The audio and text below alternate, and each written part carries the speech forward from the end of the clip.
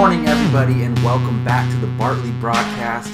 This is episode number 2. Thank you all who have joined me last week and now returning this week, and thank you to any new listeners/watchers today. I am your host, Jacob Bartley, of course, and this is my personal show where I talk about movies, TV, comics, anything going on in the world of entertainment that I really like. It's mostly a movie show. It's primarily based on movies because we are a movie channel, but I give myself a little bit of freedom to talk about what I really want to talk about. Now, before I get started, I want to talk about one thing, or maybe two things. But the first thing is I'm changing the format a little bit. The only thing that's going to change is the segment where I talk about stuff that I've been watching throughout the week. I called it My View. That's going to move to the very front of the broadcast because I feel like it's the stuff that's on my mind, movies that I watched, a movie that I watched last night that I'll get to in a minute. And I feel like it's just a good way. It's a kind of an icebreaker, like, hey, here's what I've been watching lately. Then let's get into the movie news. So I'm going to start with what I've been watching lately. And speaking of what I've been watching lately, I saw It last night. Now, it's funny because no matter what, I was going to watch it. It's one of the most buzzed about movies all year. The trailers have looked great. But I am one of those people who are afraid of clowns. When I was a kid, I was terrified of them. And it's mostly because of watching the original It, the TV series It, watching that. And then, funny enough, do you guys remember the movie Air Bud? There was a clown in the movie Air Bud. It was the original dog owner who abused the dog and was mean to it. It was trying to get it back. So I think that has to do with it. My mom used to tell stories about how I would hide from clowns at parties, or at parks, behind trees. I would hide from them. So long history of being scared of clowns. But like I said, I was going to watch It no matter what. I gotta say, it's a really, really good movie. I don't think it's one of the best movies of the year. I mean, arguably, but a lot of people, the way I've been hearing people talk about it, saying, oh my goodness, they're talking about it like it's the top 5 movie of the year. I don't think it's quite that. I think it's really good, really scary, terrifying. Bill Skarsgård, I think is his name, he kills it as It. And I think it's a great start, a great part 1. If you haven't heard, they're working on the second one. But we're going to do a full spoiler review of the movie, Jake Berlin and I. So you can go ahead and check that out. It should be out later today, if not tomorrow. We'll see how that goes. But yeah, I really like the film. I had a few major problems with it, though, which prevented me from thinking it's one of the best movies of the year. But I'll talk about that in our spoiler review. Another movie that I watched this week, and this was, I think it was actually last Friday, right after I shot my first episode of the Bartley Broadcast. I went and saw the movie Wind River. Now, we have our spoiler review up on the Apocalypse Movies channel. You can go check that out, Jake Berlin and I. And if you watch that, you know this movie is incredible. It is, as of right now, Wind River is my second favorite movie of the year, right behind Logan. And that is big because my other top movies of the year are Spider-Man Homecoming, Power Rangers, because I'm a huge Power Ranger fan and I love that movie. That's not even a guilty pleasure thing. I think the Power Rangers movie is great and I want a sequel, but I'll talk about that in the future. Wonder Woman's up there. So as you can see, I'm a big superhero movie fan, blockbuster type movie fan, but I'm also a huge fan of just great movies, no matter what the genre is. And this movie happened to be one of my favorite genres, a thriller, thriller crime story with Wind River. If you haven't heard of it, it stars Jeremy Renner, Elizabeth Olsen. It's about this Native American reservation and how kind of life on this land has kind of destroyed people, and a lot of unfortunate things happen on this land, and it's a great movie. Every single scene in that movie is perfect to me. I gave it a 10 out of 10. One of only 4 movies that I've given 10 out of 10s in my entire life. So Wind River, incredible movie. I'll be surprised if a movie tops it as my second favorite movie of the year. That's incredible. A little bit of TV I've been watching lately. If you watched my first episode of the Bartley Broadcast, you know I am going to talk a little bit about TV. And this week I'm going to talk about Parks and Recreation. Now, I have been wanting to watch the show for a long time because I've heard a lot of good things. And I knew it was in the style of The Office. And now I don't love The Office, but I like the style of The Office. So I was interested in it, and it had Amy Poehler, Chris Pratt, Aubrey Plaza, a bunch of people who are now bigger stars than they were when they were on Parks and Rec, because of Parks and Rec, most likely. I absolutely love the show. It's hilarious. Now, I don't think it's going to end up being my favorite sitcom of all time. That goes to How I Met Your Mother. But I really, really like Parks and Rec. Chris Pratt is hilarious. Aubrey Plaza is hilarious. I love the way they use the camera and how they have the characters look at the camera. And Aubrey Plaza's facial expressions are so incredible. And it is cheesy. It is dumb. But just like shows like How I Met Your Mother can be dumb, there's a deeper meaning behind the shows, just like there is Parks and Rec. So if you've been on the fence about watching Parks and Rec, I definitely recommend checking it out. All right, now after that, we're going to move on to the entertainment news segment. I call it entertainment news because I am going to talk mostly movie news, but I'm going to also talk a little bit about TV news. I think I only have one TV topic today, which I'm very excited to talk about, but I'm going to start with the movie news, and that is what you all may have heard, that Colin Trevorrow is no longer going to be directing Star Wars Episode 9. Colin Trevorrow, the director of Safety Not Guaranteed, the director of Jurassic World, the director of The Book of Henry, which got bad reviews earlier this year. I haven't seen it yet. I gotta watch that and go check it out. And yeah, so Lucasfilm put out this statement regarding their relationship with Colin Trevorrow. Lucasfilm and Colin Trevorrow have mutually chosen to part ways on Star Wars Episode 9. Colin has been a wonderful collaborator throughout the development process, but we have all come to the conclusion that our visions for the project differ. We wish Colin the best and will be sharing more information about the film soon. Now, there's a few things to take away from this. Did I think Colin Trevorrow was the best choice to direct Episode 9? No. But I was okay with it because I like Jurassic World. He showed experience in shooting big, huge, spectacle, blockbuster films, so he had the experience. I have not seen Safety Not Guaranteed, but everybody who has seen it loves it. That's kind of what put him on the map. And I was okay with him. I've seen him in interviews and stuff. He seems like a really good guy. I was okay with him directing Star Wars Episode 9. But there's a difference between being okay and being excited. I'm excited for Rian Johnson's The Last Jedi. I was never that excited of the idea of Colin Trevorrow directing Episode 9. I would have preferred like an Ava DuVernay. That would be incredible. Now, I could give a whole laundry list of who I think should direct Episode 9. I mean, DuVernay would be up there. Patty Jenkins is a great choice. Spielberg, why not? Something like that would be incredible.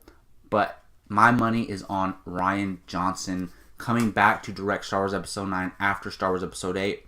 I think there's a few things that played into this Colin Trevorrow leaving. One, honestly, I really think Book of Henry's reception had something to do with it. Lucasfilm is stingy, and I love Lucasfilm. I love Star Wars, but like we saw with Rogue One, like we saw with the Han Solo movie, firing the duo directors, and like we're seeing now with Star Wars Episode 9, Lucasfilm is stingy with Star Wars, and that is great, because that means they're committed to giving us the best movies possible, but it does raise a huge red flag. Why are they butting heads with these directors halfway through the movie, or well into production, well into them already having a script? Who knows? The Lord of Miller thing is a different situation. That they were trying to make a slapstick comedy movie, and that's not what Lucasfilm wanted. At least Lucasfilm is announcing this departure before Episode 9 gets to filming. That's great that they're getting ahead of it and doing it now. But it does raise caution. Like, let's take a director like Denis Villeneuve, right? Do you think after the experiences that other directors have had with Star Wars, if you're Denis Villeneuve, who has a lot of power right now because he's been killing it these last 5 years, do you think a director like that would sign on to do a Star Wars movie knowing that if they don't like what you're doing at any point through pre-production, shooting, post-production, they're going to boot you off the film? Like, would you feel comfortable as a director? No. Now, up-and-comers, they kind of have to take the job to put their name on the map. Like, I think maybe like an Ava DuVernay. Maybe not, because Ava DuVernay turned down Black Panther, so she's in a bigger position of power than maybe some smaller directors. But a smaller up and coming director who directed a few indie films, maybe a little bit of a bigger blockbuster, those type of directors have to take a job with Lucasfilm. But if I'm Denis Villeneuve, I'm like, hey, maybe I love Star Wars, but I don't want to get pushed around and kicked off the film halfway through production, because that looks bad on me. So I'm a little bit upset with Lucasfilm, but I don't know the details. I don't know what really goes on behind the scenes, so we'll probably never find out. But I just want to hear who's directing it. My money's on Rian Johnson, and I would actually prefer Rian Johnson because he's already in the world, and we know he works well with Lucasfilm. I don't want any more drama regarding Lucasfilm and directors. I just want to enjoy the films. All right, moving on to another topic now. This dropped yesterday, and it is that producer, writer, now director Drew Goddard is going to write and direct an X-Force film for 20th Century Fox. Deadline is reporting this. And if you don't know who Drew Goddard is, he's a great screenplay writer. He's written films like The Martian, which was Oscar nominated, World War Z. And this is the thing that gets me excited. He was the showrunner on Daredevil Season 1. I love Daredevil. It is the greatest comic book TV show ever made, in my opinion, if you're counting Season 1 and Season 2. Amazing. So he's bringing those type of sensibilities, working in the comic book genre, to an X-Force film. That is incredible. Now, we don't know what the X-Force film is going to be about. We assume that Cable and Deadpool are going to be in it. Here's what I want. I want X-23 to be in the X-Force movie. You don't have such a great performance from Daphne Keane and such a great movie in Logan and then never use X-23 or Daphne Keane again. A lot of people want them to recast Daphne Keane or recast X-23, Laura Kinney. I don't want that. I know Logan takes place in a separate future or whatever, but even if it is alternate futures, Laura Kinney is still the girl. So I think this is what's going to happen, and this is what I want to happen. I want Cable to go into the future or an alternate future, whatever, even the Deadpool timeline in future, because it would still be the actors who played X-23, and maybe for some reason they need a Wolverine. They need somebody who can heal and like go through something without dying, right? So they're like, oh, Wolverine's dead, whatever, in the future, or we can't find Logan. So let's go get this girl, Laura Kinney, X-23. We need her because I want to see X-23 fighting with Deadpool and Cable and whoever else they're going to have in X-Force. I think that would be incredible. Let Daphne Keane age a little bit more and bring her back. But anyways, Drew Goddard on this movie is amazing. His scripts are amazing for the most part. And he was a big part of getting Daredevil off the ground, which I love Daredevil so much. And it's a comic book genre show. So, of course, this is a great fit for X-Force. Moving on to another comic book movie topic, and that is that Warner Bros. And DC are in talks with Gavin O'Connor to write and direct Suicide Squad 2. I think this is amazing news. Incredible. Because we've had all this drama regarding Suicide Squad 2. Who's going to direct it? And we knew that the original director wasn't going to be on. They were looking at names like Mel Gibson. I would have loved Mel Gibson on this, but and they were going to get Jean-Colette Serra. I'm not really familiar with his work, but for the most part, people were like not happy with that choice. But I love this choice of Gavin O'Connor. He's directed that movie. I think it's called Fighter. I don't know. Is that Warrior with Tom Hardy and I think it's. Is it Joel Edgerton and Tom Hardy playing MMA fighter brothers? Great movie. But The Accountant that came out last year is so underrated. I don't think it's like an amazing movie, but I think it's a really solid movie. And I think the style and tone of that, not that it's going to be exactly the same in Suicide Squad 2, but like the dark grittiness, the action, the violence, you can bring that over to Suicide Squad 2. I think this is an amazing choice.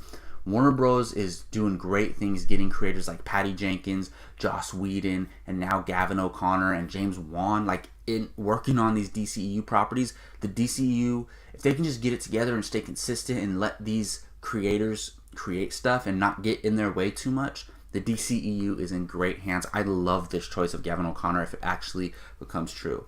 All right, moving on to a little bit of smaller movie stuff. I chose this story. It's not a big, huge, sexy story, but it's something that I really want to talk about. It's that Casey Affleck has chosen his next project. It's called Stoner, with director Joe Wright. There's a few reasons why this stands out to me, and this is being reported by Variety. It's based on a novel, and the synopsis sounds great. So let me read you the synopsis.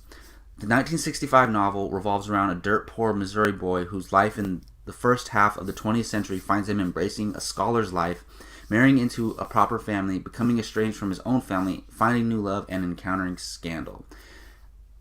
I love Casey Affleck. I think he's one of the best actors on the planet, and he's one of my favorite actors. So this is his type of movie. If you watch Manchester by the Sea, he loves character movies, a movie where he can dive into the character, and this sounds like another one of those movies. By the way, I got that little synopsis from Collider.com. Don't want to take credit that I wrote that synopsis or anything like that. It's from Collider.com.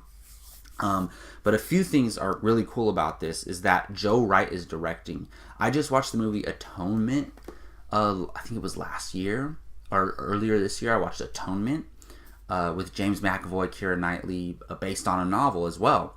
Amazing movie. I freaking love that movie. And it was nominated for Best Picture. I can't believe I didn't know about it before, but I had to watch it for a film class. I love Atonement. So Joe Wright creating another film based off of a novel with Casey Affleck starring, yes please. I think this could be another potential Oscar type movie for Casey Affleck. I can't wait to see a first trailer and end up eventually seeing the movie. It'll probably be a couple years before it comes out, but anyways, I'm excited for it. And my last movie news topic of the day is a trailer. I don't talk too many trailers, but when there's one that stands out to me, I do want to talk about them. And this is not necessarily a positive topic. It is the trailer for Insidious 4, The Last Key. First of all, terrible name. And I know James Wan is still producing these films. I don't know how involved he is, but I love the first Insidious. The first Insidious is one of my favorite horror movies of all time, along with The Conjuring, which is probably my favorite horror movie of all time. James Wan is just amazing. And I just think, and I don't want to use the term cash grab because every movie's a cash grab, like the great John Campea says. But I think they're just using this franchise too much. I don't know, or just make good movies. Make 8 Insidious movies, I don't care, but make them good. I didn't love Insidious 2. A lot of people like it. I didn't really like Insidious 2. And then Insidious 3 was bad, and this Insidious 4 looks terrible. This movie looks terrible. Like, there's good, there can be good horror trailers. Like, all the It trailers were amazing. The new Jigsaw trailer is incredible. This Insidious 4 trailer looks stupid as all hell. It looks like nothing scary because it's all the traditional jump scare tropes. Who knows? This movie could be amazing. I have a bad taste in my mouth with Insidious 2 and 3. So I'm negative with this franchise. But we saw Annabelle. The first Annabelle is terrible. And then Annabelle 2 is amazing. So I'll give Insidious The Last Key a chance. But from this trailer, it just looks terrible to me. Alright, so moving on to my last news topic, and that is TV related. I am so excited to talk about this. And it's that Netflix is going to be working on a Nurse Ratched TV show, a prequel TV show to the character from One Flew Over the Cuckoo's Nest. Alright, I'll get into the details about this. It's being reported by Deadline. But One Flew Over the Cuckoo's Nest is one of my favorite novels of all time, one of my favorite movies of all time, and the performances by Jack Nicholson and Lois Fletcher in that movie are some of the greatest performances of all time, in my opinion. Now, the original Nurse Ratched was played by Lois Fletcher in One Flew Over the Cuckoo's Nest, and I believe she won Best Supporting Actress for that, or maybe even Best Lead Actress. I think they counted her as a lead in that movie. I might be mistaken. But basically, Netflix won out on a 2-season, 18-episode bid between them, Hulu, and Apple to make this movie. And it's from producer Ryan Murphy. He's an Emmy winner. and he's produced things like American Horror Story, Glee, and Nip Tuck. And it's going to star Sarah Paulson, who's been in pretty much every season of American Horror Story. I had to look her up because I only watched the first season of American Horror Story, which I loved, and then I just stopped. I lost interest when they like made it an anthology series or whatever. That's fine, but I really liked the first season, and I had to look up who did she play in the first season. Oh, I remember her character. So she was really good, creepy. She fits in this because One Flew Over the Cuckoo's Nest, especially in the psych ward and with the Nurse Ratched character, it feels and has elements of a horror movie in that sense. So I think this is perfect for the producer of American Horror Story to be producing this, and then this actress to be playing Nurse Ratched. If you look her up, she has a Nurse Ratched type look. I am so excited about this. Now look, a lot of people poo-poo on prequels or reboots, whatever. And I would love for them to maybe one day have a modern retelling of One Flew Over the Cuckoo's Nest in a film. That would be great. How about Leonardo DiCaprio to play the Jack Nicholson role? That would be amazing. And that might piss a lot of people off, but it wouldn't piss me off because if it's great, it's great. But I think this is an interesting way to go with this franchise. Because this story is incredible, and this character, she's a villain in the movie. How did she become this way? Like, that's interesting. How did this industry, being a nurse in a facility like this, turn her into this kind of evil bitch type character that they made her out to be in the movie? Now, if you watch the movie, she's not like completely evil, like she wants to murder people, but she is a cold woman. And I think I can't wait for this series to come out. Like, honestly, I don't know when it's going to come out, but we talk about highly most anticipated movies of all time. This is my number one most anticipated new TV show coming in the next couple of years. Like, I cannot wait. I can't believe I read this news yesterday. I'm so excited about it. All right, well, that's going to wrap up the entertainment news segment of the Bartley Broadcast. Now I'm moving on to my reads, which is technically I listen to audiobooks, but they're still books. So I'm going to talk about some audiobooks, and I'm going to talk about a couple comic books. And what do you know? They're all Star Wars related. First of all, I finished the Tarkin audiobook. So I'm going to do a full spoilers review for this with a couple of the Apocalypse Movies members, but I'm going to talk a little bit about it non-spoiler right now. I really like this Tarkin book. It's not one of my top 5 favorite Star Wars audiobooks, but it is up there because it has so many details within the Star Wars canon, especially regarding Tarkin, the Emperor, and Vader. You learn why Vader has so much respect for Tarkin. You learn about Tarkin's backstory. You learn about the relationship between Tarkin and the Emperor, why the Emperor has so much high regard for him. You learn how he becomes to the status that he is in A New Hope. It makes so much sense. It makes A New Hope a better movie, in my opinion. It makes the Tarkin character a better character, in my opinion. And it makes certain things make sense. You know how Rogue One made Luke blowing up the Death Star make sense? This made a lot of things in A New Hope regarding the Tarkin character and the Vader relationship make sense. So I really dug it. The thing that I don't like, though, it is very boring at times. Like, really, really boring. So get through the first couple of chapters, get through the middle when they're on, Vader and Tarkin are on their mission, and just pay attention to all these little details that you learn, and it is incredible. I definitely recommend checking it out for those reasons. All right, moving on to the comic book section. Now, I read 2 Star Wars comics, and those are Darth Vader number 5 at the 2017 run, and Captain Phasma number 1. So Darth Vader number 5, oh my goodness. If you're a Star Wars fan, if you love the prequel era, or if you're just a Star Wars fan at all, this issue is incredible. So they played with my emotions in this issue so much. I'm not going to get into spoilers why, but it's just, if you know the premise of this new run, Vader's basically, it's right after Revenge of the Sith, and he's being sent on a mission by the Emperor to go take down a Jedi and get the Kyber crystal and then turn it into a red lightsaber because the hate and the anger makes the crystal bleed and turns it into a red lightsaber. So this is basically the premise of these first 5 issues. And this kind of wraps up that storyline, but it's going to continue. I didn't know it was going to continue. I thought it was going to end after 5 issues, but it said next issue and it had a cover and everything. So looking forward to that very, very much. this is a must. Like, you don't even have to read the 1 through 5. Just pick up number 5 and read it. I promise you will not be disappointed. But if you can get 1 through 5, get them, because this is one of the best 5-issue runs that I've read in the Star Wars comics yet. All right, now moving on to Captain Phasma number 1.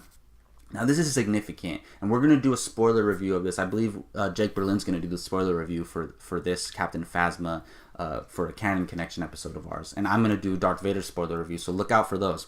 But, so we all know from the news cycles that Captain Phasma is going to be in Star Wars The Last Jedi. Like, we know that. We know she didn't die in The Force Awakens. We know somehow, spoilers for The Force Awakens if you haven't seen it. Pause the video or stop it or skip ahead 2 minutes. All right, you've been warned. In The Force Awakens, Captain Phasma gets thrown into a trash compactor, a trash chute by Finn and Han Solo. And that's the last time you see her before Starkiller Base gets destroyed. So this issue basically shows right after that the events of her being in the trash compactor to how she maybe possibly survives Starkiller Base exploding. I really dug it. It's a little bit confusing. I had to read it 2 or 3 times to, okay, what's going on here? What? So on that sense, I didn't love it. It's not one of my favorite number 1 issues of Star Wars, but once you understand what's going on here and then the story that it sets up, I'm really liking it. If you're a fan of The Force Awakens, if you're curious about the Captain Phasma character, if you were disappointed in her in The Force Awakens, read this comic. Maybe get the novel. There's a Captain Phasma novel out right now, which is going to be my next audiobook after Leia, Princess of Alderaan. So go and check that out. Both of those things out if you're interested in her. And it really, it kind of makes up for the disappointment of Captain Phasma in The Force Awakens. All right, moving on to the last segment of the show, and that is my editorial segment. Last week I talked about Star Wars and why it means so much to me. This week I'm going to talk about The Avengers and why that movie means so much to me and why it's my favorite MCU film over other films, which might even be better than The Avengers quality-wise, but that doesn't mean that they're my favorite. Now, when The Avengers came out, I wasn't as into movies as I am now. I loved superhero movies. I went and saw it in theaters, and I loved it. It was incredible, amazing. But then around 2013 is when I started really becoming a huge film buff, like diving into film but my love for film stems from superhero movies and Star Wars. So it's like, if it wasn't for Star Wars and superhero movies, I wouldn't love all film as much as I do. So once I started getting into film, I had already seen most of the MCU films, but I rewatched all of them with an eye for like a critic type eye. And I don't call myself a critic, but I rewatched it with like judging them on their quality, which I used to only watch movies for entertainment until around 2013. So then I watched The Avengers. Like I was just in my room by myself watching it on my laptop, and that scene where it's in the battle in New York, and then they're all in a circle, and the camera pans around them, and you hear the score. I got the chills watching that, and I'd already seen it like 5 times, but it was just I was just in my room by myself, just locked in, and I was like, oh my god, this is amazing. This is like, for me, one of the greatest moments in film ever. Seeing that team, and then seeing them, the camera pan around them in a circle, incredible. And like, I have moments with films like in The Force Awakens when Rey pulls the lightsaber in the snow past Kylo. That moment gives me chills every time I watch it. Similar to this Avengers scene, and that whole battle, like when they're all fighting, and then Iron Man's flying around, and then Cap is fighting the aliens on the ground, and then Iron Man comes down and shoots his blaster onto Cap's shield, and it reflects and hits one of the aliens. Like, that's incredible. Like, I love it.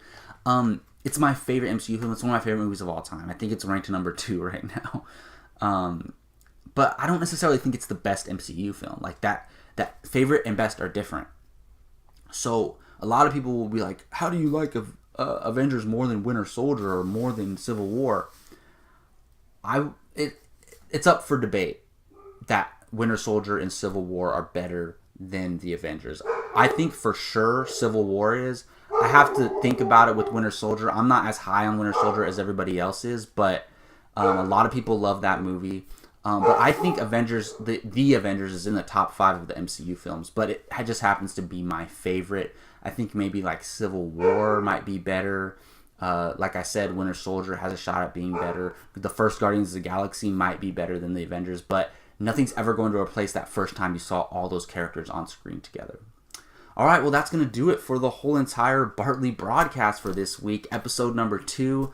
Thank you all for joining me. I had so much fun doing this, just like last week. I really, really love it. Let me know what you think of my show. Do you like the way I set up the segments? Is the format good? Please, I would really, really appreciate it. Again, I am Jacob Bartley for Apocalypse Movies. You could, of course, find me on this YouTube channel. We do movie reviews, like editorials, news bits, a bunch of stuff like that. We also have a Star Wars podcast, the Padawan podcast with your host, Jake Berlin. I'm usually on that most times. We have comic reviews of canon connections to Star Wars, audiobooks, comics, TV shows, a bunch of stuff like that. We also have a superhero podcast, Comic Hero Talk. We're doing a lot of stuff out here, talking about stuff that we love. Hopefully you're listening because you love the same stuff. And thank you all for watching so much. I really, really appreciate it. Let me know in the comment section what you thought of any of the topics that I talked about today. Until next time,